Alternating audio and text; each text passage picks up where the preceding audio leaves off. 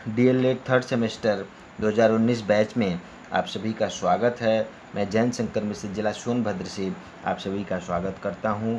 और पिछले क्लास में मैंने कला विषय से संबंधित जानकारी आपको उपलब्ध कराई थी, जिसमें मैंने कला से संबंधित आपका परिचय कराया कि वास्तव में कला है क्या, इसकी उपयोगिता क्या है। इन सब के बारे में मैंने पिछले वीडियो में आपको बता चुका हूँ।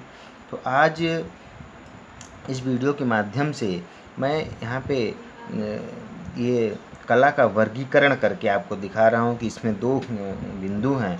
पहला है उपयोगी कला और दूसरा है ललित कला। तो इसको आज मैं प्रस्तुत कर रहा हूँ। आधुनिक काल में कलाओं को दो बिंदुओं पे बांटा गया है, दो बिंदुओं पे इनका वर्गीकरण किया गया है। पहला है उपयोगी कला, दूसरा है ललित कला। उपयोगी कला, यह कला मानव समाज के लिए उपयोगी होता है। यह व्यावसायिक होता है, जैसे कि बढ़ई का कार्य, जो बढ़ई का और लोहार जो लोहे से काम करते हैं। तो इस तरीके की जो कलाएं हैं, या कुम्हार का जो काम है, इस तरीके का जो काम है, यह व्यावसायिक कला के अंतर्गत आता है, जिसे हम उपयोगी कला के नाम से जानते हैं। और दूसरा है ललित कला।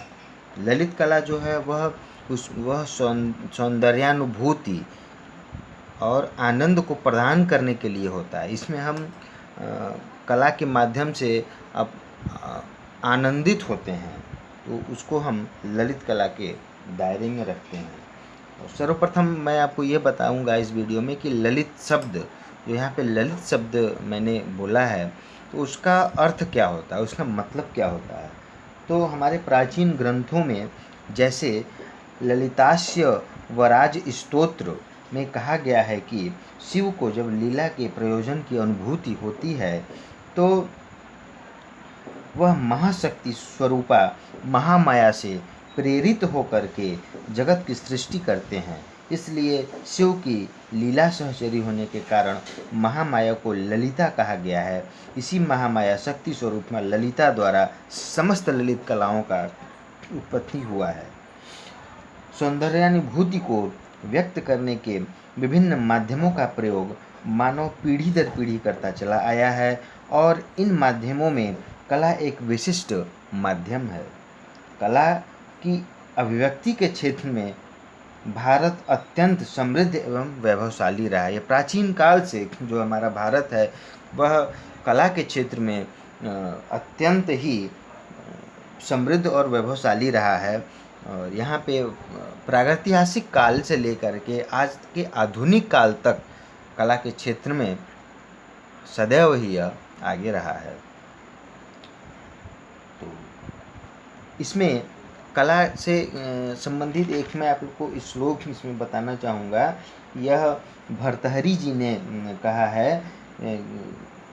इसमें साहित्य संगीत कला विहीन साक्षात पशु पृच्छ विषाणहीनः, अर्थात साहित्य और संगीत से और कला से जो विहीन रहने वाला, अनभिज्ञ रहने वाला जो मनुष्य है, वह पूंछ रहित पशु के समान कहा गया है। यह भर्तृहरि जी ने कहा है।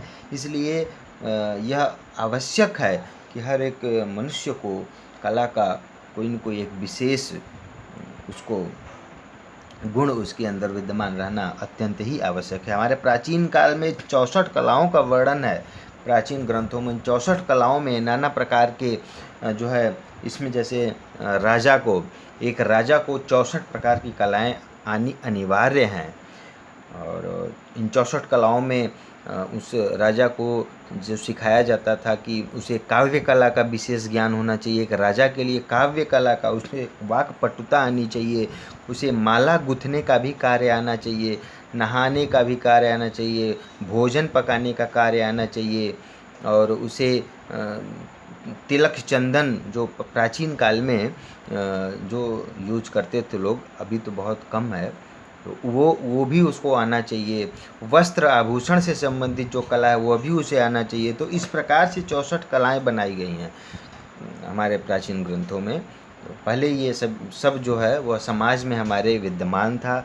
अभी क्या है कि धीरे धीरे लोग उसे भूलते चले जा रहे हैं, या लोगों के पास जानकारियाँ नहीं हैं कि वो 64 कलाएँ क्या हैं वास्तव में।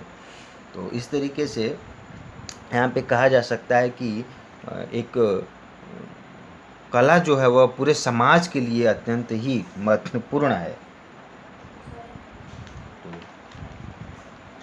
आगे मैं देखूंगा, यहाँ पे आप लोग देखिए कि ललित कला को 5 भागों में बांटा गया है। वह पहला क्या है? काव्य कला, दूसरा संगीत कला, तीसरा चित्रकला, चौथा मूर्ति कला, पांचवा है वास्तु कला या स्थापत्य कला। उसे हम भवन निर्माण कला के नाम से भी जानते हैं। तो इसमें सर्वप्रथम आप देख सकते हैं यहाँ पे काव्य कला। मैं यहाँ पे थोड़ा सा काव्य कला के ऊपर चर्चा करना चाहूँगा कि काव्य कला जो होता है वह अत्यंत ही सूक्ष्म होता है। क्यों? क्योंकि यह जैसे कोई कवि है, वह कविता पाठ करता है, तो कवि ने कविता पाठ किया और श्रोताओं ने उसे सुना। सुन करके जो वहाँ पे आनंद की अनुभूति होती है, वही उसी में वह कला है। क्योंकि वह जो आनंद उत्पन्न हुआ सभी सुनने वालों के मन में, वहाँ पे वह कला है। इसलिए काव्य कला को अति सूक्ष्म माना गया है। क्योंकि अगर उसी कविता को यदि हम लिख करके पढ़ते हैं तो मुझे लगता है शायद उतना आनंद न प्राप्त हो जितना आनंद उस कविता रचने वाले के शब्दों में आनंद होगा। वो उतना सुनने में, उतना मतलब पढ़ के उतना लेने में नहीं होगा। क्योंकि जिसने कविता पाठ किया है वह जानता है कि कहाँ पे स्वर के माध्यम से उसे कहाँ पे कम, कहाँ पे बेसी, कहाँ पे थोड़ा ज़्यादा प्रेशर देके उन शब्दों का उच्चारण करना है, उसी से उसमें कलात्मकता उत्पन्न होती है। दूसरा देखिए संगीत कला। संगीत कला में भी 2 चीज़ें हैं। एक तो वोकल संगीत है, सिर्फ गले से, तो वो भी कहीं न कहीं ये काव्य कला के पक्ष में आ जाता है कि जैसे काव्य कला में भी हम किसी बिना वाद्य यंत्र के सहायता के सिर्फ कविता पाठ करते हैं, वैसे ही वोकल संगीत जो सिर्फ गाया जाता है कंठ के द्वारा, तो वह भी कहीं न कहीं उसके पास आता है। परंतु जैसे ही संगीत में हम किसी वाद्य यंत्र को समाहित करते हैं, उसका प्रयोग करते हैं, उसके साथ गाते हैं, तब ये काव्य कला से थोड़ा स्थूल हो जाता है संगीत कला। और वाद्य यंत्र तो आप लोग समझते ही होंगे कि विभिन्न प्रकार के वाद्य यंत्र हैं, तो कोई भी वहाँ पे हो सकता है। तो ये संगीत कला है। तीसरा है चित्रकला। चित्रकला को मैं यहाँ पे आप लोग के सामने बताना चाहूँगा कि चित्रकला में के दृष्टिकोण से चित्र में चित्रकार भाव को दिखलाता है। कला में मनुष्य अपनी भावना का अभिव्यक्ति करता है। कोई भी आर्टिस्ट हो, कोई भी कलाकार हो, उसमें वह कोई भी चित्र बनाता है तो उसमें अपने भावों को, अपने अभिव्यक्ति को, या हो सकता है अपनी कल्पना को उसमें एक साकार रूप देता है उसको। और वह भाव ही है जो दर्शक के हृदय पक्ष और मानसिक पक्ष को भी आकर्षित करता है। एक कलाकार अपनी भावनाओं को व्यक्त करने के लिए स्वतंत्र होता है। और वैसे ही जैसे कि स्वतंत्र भाव प्रकाशन है, अभी अगले क्लास में मैं आप लोग को इसके बारे में बतलाऊंगा। छात्र या व्यक्ति जो भाव स्वतंत्रता पूर्वक व्यक्त करता है वही उसका स्वतंत्र भाव प्रकाशन कहलाता है। अर्थात स्वतंत्र भाव प्रकाशन ऐसी मानसिकता, कल्पना है जिसे मानव स्वतंत्रता पूर्वक सार्थक प्रदान करता है। तो यहाँ हम बात कर रहे थे चित्रकला का। तो चित्रकला थोड़ा और स्थूल हो जाता है, जैसे क्योंकि इसमें हमें चित्र बनाने के लिए हमें सरफेस मतलब ये सरफेस किसी पेपर की, या कोई कुछ भी हो सकता है, कोई पत्थर हो सकता है, उसके ऊपर भी चित्र बना सकते हैं। तो मिट्टी के ऊपर भी चित्र बना सकते, कोई भी एक सरफेस, उसके ऊपर हमें चित्र बनाने के लिए हमारे पास पेंसिल या पेन नहीं है तो हम उंगली से भी ऐसे आकृतियाँ उसमें बना सकते हैं, परंतु वो स्थायी नहीं हो सकता है। तो इस वजह से हमें पेंसिल की और स्पेस की और कलर की ज़रूरत पड़ती है। इसलिए यह संगीत कला से और ज़्यादा स्थूल हो गया ये। इसमें हम 3D का आभास करा सकते हैं, है ना। लेकिन उसमें जैसे किसी गुलाब का फूल अगर हम चित्र में बनाते हैं तो फूल हम बना लेते हैं, बेशक वह सबको आकर्षित कर सकता है, सभी उसको छूने का मतलब इच्छा मन में जागृत हो सकता है, परंतु उसमें सुगंध नहीं डाल सकता है कलाकार। ये तो चित्रकला जो है वह द्विआयामी होता है चित्रकला।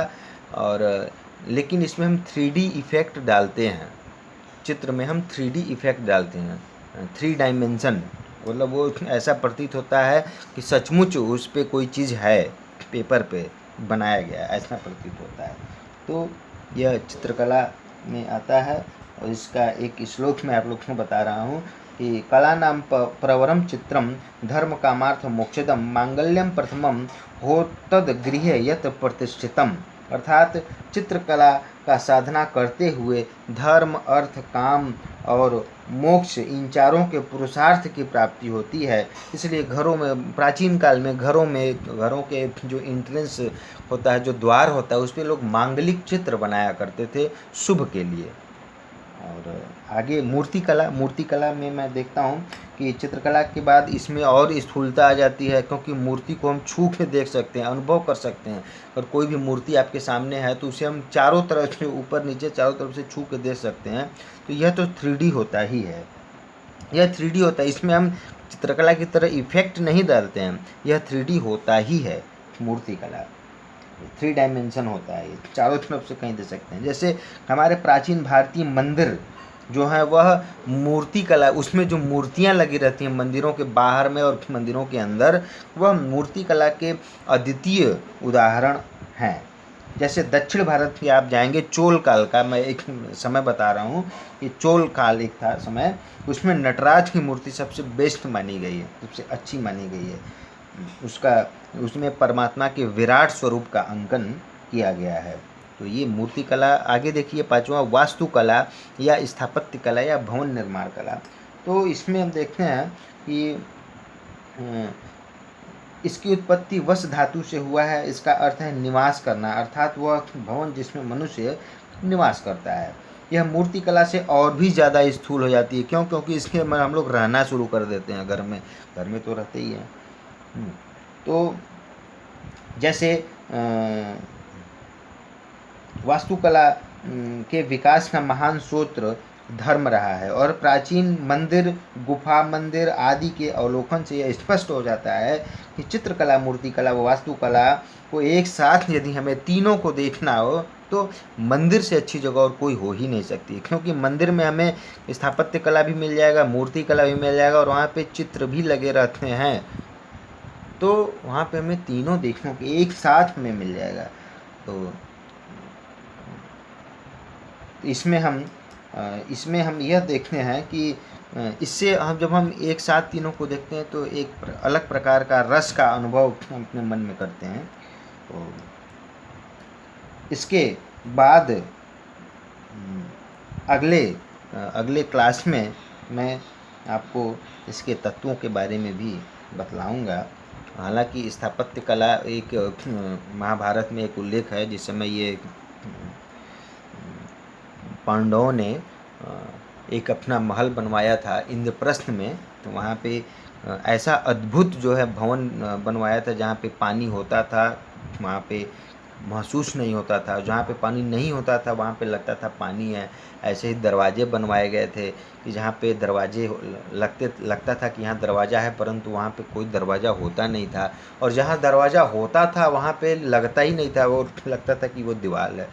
तो इतना अद्भुत वह बनाया गया था देवशिल्पी विश्वकर्मा जी के द्वारा। तो यह जानने योग्य बातें हैं। आज की वीडियो में सिर्फ इतना ही। आप सभी धन्यवाद।